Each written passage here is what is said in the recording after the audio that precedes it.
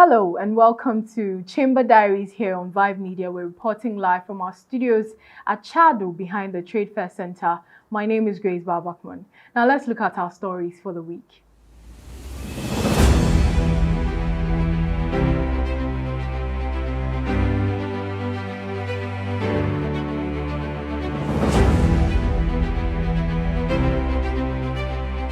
Now first on our stories. The President of Ghana, Nana AKUFFO, in line with Article 59 on Tuesday, has sent a communication to the Chamber of Parliament on his absence from the country. This was to lead the Ghanaian delegation to the World Leaders Summit of the United Nations Climate Change Conference at Glasgow, Scotland. He left on Sunday, 31st October, to return on Thursday, the 4th of November, 2021, and that was yesterday. And the letter reads, in accordance with Article 59 of the Constitution, I write to inform you that I will be traveling outside the country in the morning of Sunday, the 31st October 2021 to Glasgow.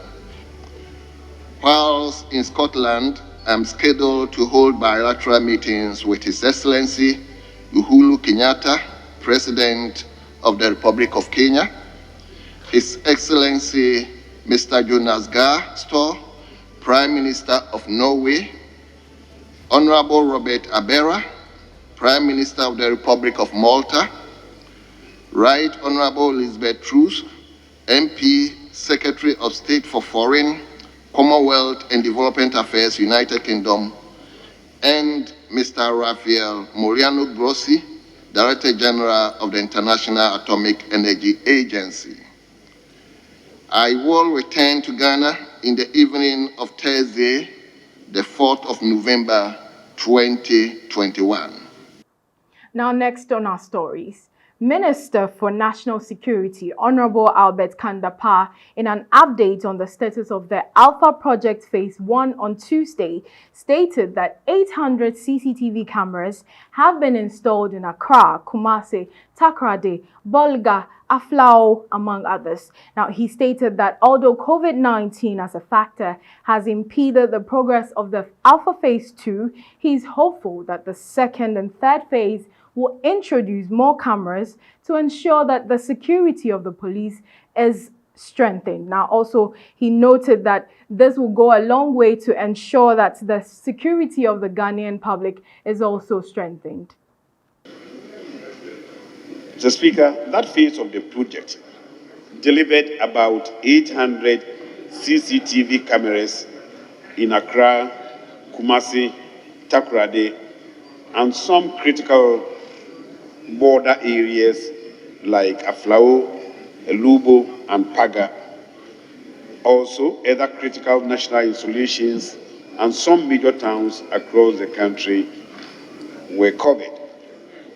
It also delivered a national command center and other operations centers for emergency response and command and control for law enforcement, security and intelligence, and also for emergency response agencies.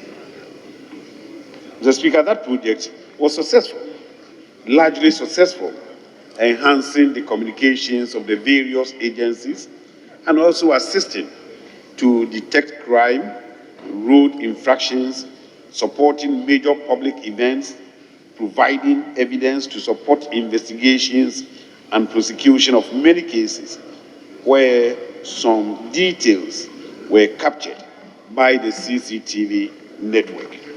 Now, the minority spokesperson for the Ministry of Food and Agriculture, Honorable Eric Opoku, has said that the New Patriotic Party, the NPP, has performed poorly in the management of cocoa production in their tenure, although it is a major contributor to the economy. He further demanded evidence to be presented to Parliament to explain debts incurred in the construction of cocoa roads and infrastructure.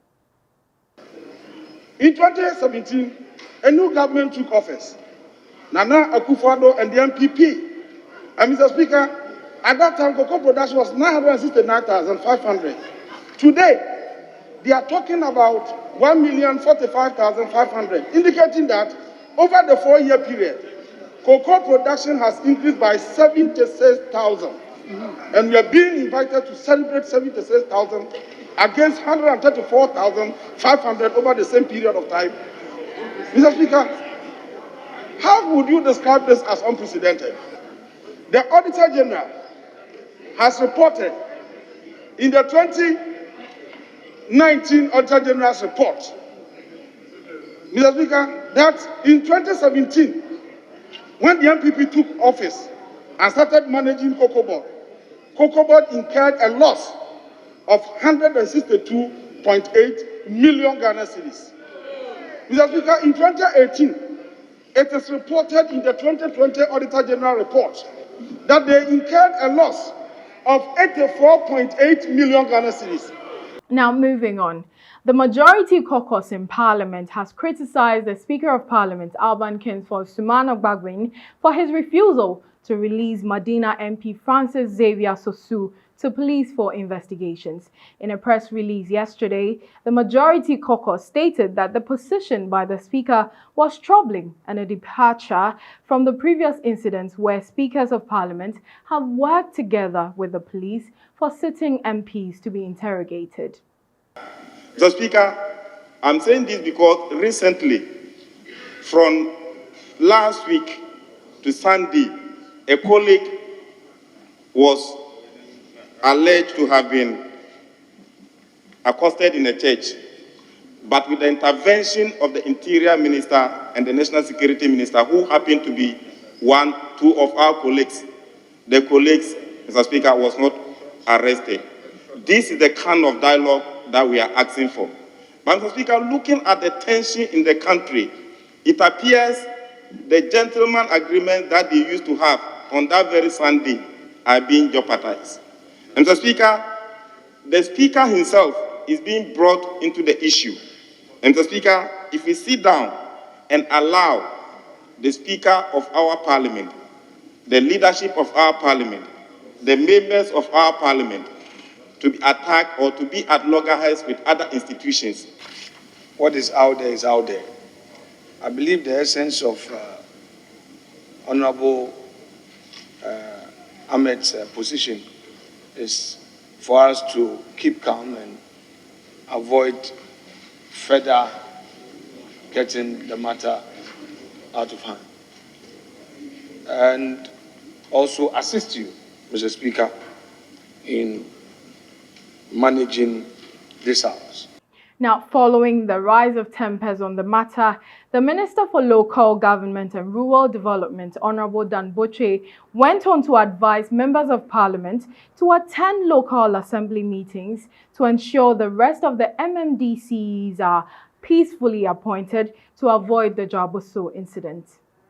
As of now, Ghana, we have 261 districts. So far, 251 districts have been, MMDC have been confirmed, and I'm confident that in the next few weeks or 2 weeks, the rest of the 10 will be confirmed. Then we'll have the full complement of the MMDCs to strengthen our local governance system. And I will also urge members of Parliament to be also try as much as possible to attend assembly meetings, not only when they are going to confirm MMDCs. And that even though they are ex-official members, they should try as much as possible to attend and enrich the debate at the local government level. With these few words, Mr. Speaker, I want to thank you very much. Now, next on our stories. Second Deputy Speaker of Parliament, Honorable Andrew Amakwesiama, on Wednesday recognized the presence of the delegation from the Oyo State House Assembly from the Federal Republic of Nigeria. This team was led by the Speaker Right Honorable Edward ADDO, who were in the country on an official visit. Members,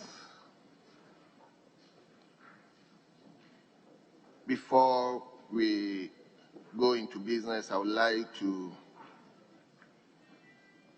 welcome our brothers from Nigeria who has visited Ghana and are here to fraternize with us.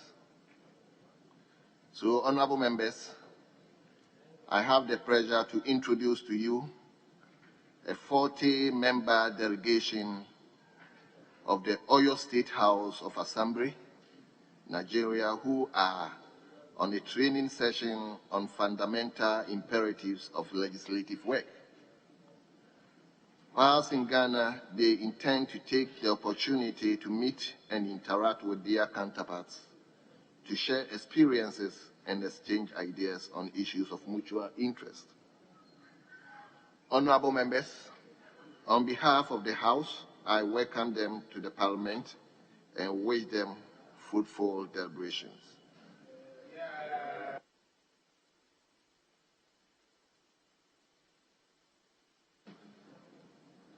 And the delegation was led by the Right Honorable ADDO, the Speaker of the group.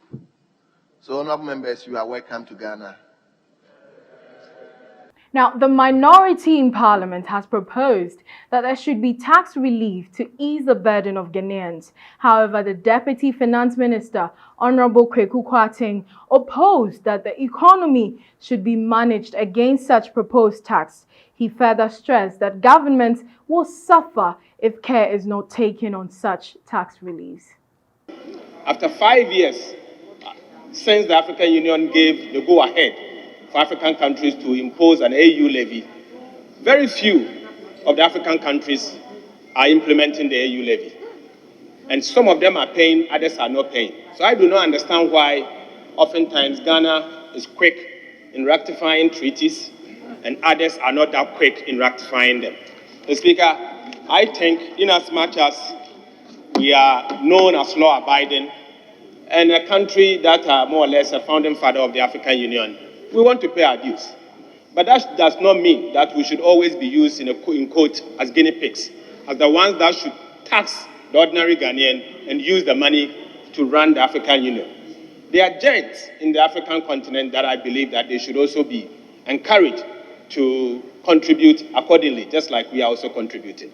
Now, Member of Parliament for Bole Bamboy, Honorable Yusuf Suleimana, has made a statement on the rising cost of cement prices in the country and its impact on the construction industry.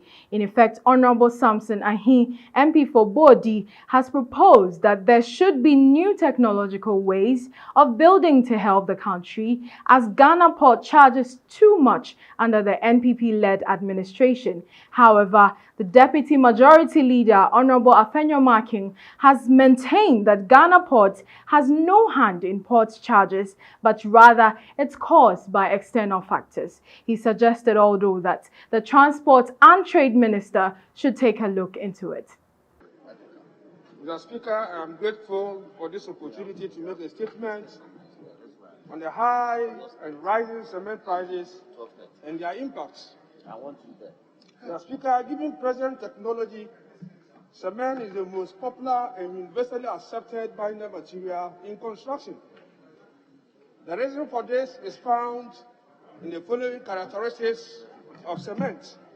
1, it gains sufficient strength very quickly relative to other materials. 2, it is able to withstand compressive stress. 3, it is easy to mix and compatible with local materials. 4, it is easy to transport. And finally, it makes construction quicker and cheaper. As a result, Mr. Speaker, it is extremely rare to come across any form of construction without some amount of cement used in the process. It is therefore not surprising that cost of cement forms a very important component of construction. Indeed, my research reveals that, as a rule of thumb, cement constitutes about 16% of total construction costs. What this means is that changes in cement prices impact construction and people directly. Mr. Speaker, the impact of extreme cement price increases on the construction industry, the state and individuals is unbearable and profound. This is not, Mr. Speaker, the freight charges, no, freight, we are not talking about Ghana charges. We are talking about the freight charges. When you import, the charges, they charge you CIF rate or CFR. I'm saying that those are charges that the importer pays from the source. And I'm saying that this is an external factor, which has nothing to do with Ghana. Yes. Honorable Kweku Kwarteng, the chairman of the Finance Committee, on Wednesday moved motion 8 and 9 on the Public Interest and Accountability Committee (PIAC) report to finance on the management of the petroleum revenue from January to June and January to December 2020. This motion was seconded by the Honorable Dr. Atuba Forson. He stated, and I quote, "Our oil revenue is going to GMPC so much, but we don't know what those monies have been used for, to a tune of $827 million being missing." I rise to move that the motions listed as items 8 and 9 be moved. And in doing so, Mr. Speaker, I'd like to present your committee's report, which is a report of the Finance Committee on the annual report of the Public Interest and Accountability Committee on the management of the petroleum revenues for the year 2020, together with that for the first half of the year, the same 2020. The Speaker, the appearance of a PIAC before us and the referral are in accordance with Section 52 and 56 of Act 815. The Public Interest and Accountability Committee submitted its report to us, and your committee did some detailed work on the observations they made. Mr. Speaker, I also rise to second the motion that was moved by the chairman of the Finance Committee. Mr. Speaker, in doing so, let me first commend the Public Interest and Accountability Committee for a very diligent work done. Mr. Speaker, I have seen a minimum of 10 reports, annual reports from PIAC, but I can confidently say that PIAC is improving day by day, and they are holding government very accountable. I will also say that PIAC indeed is living up to its mandate that was enshrined in the Petroleum Revenue Management Act, Act 815, and they will need to be commended. Mr. Speaker, indeed, government of Ghana is not wasting the monies that has been allocated to the Public Interest and Accountability Committee at all, because they are really working, and we in this House will need to commend them appropriately for a good work done. Now, last on our stories, Honorable Mohammed Adamu Ramadan, MP for Adenta, among others, earlier today queried the Minister for Road and Highways, Honorable Amoakwata, on when construction of roads will commence in his constituency. He backed with pictures of poor roads and how students within the Adenta enclave suffer to cross some waterlogged areas to school. Mr. Speaker, with answers like this, it creates a different picture as against what actually pertains on the ground. Mr. Speaker, I have some pictures here I'd want the Minister to see and appreciate what my people are going through. The picture I have here is a picture of the ARS stretch of the road. You'll find that one portion of the road has been done. That is where both cars drive in one direction. The other part is completely not done. Mr. Speaker, over time, this road is deteriorating. The contractor left site in 2017. Mr. Speaker, I have a better shot here.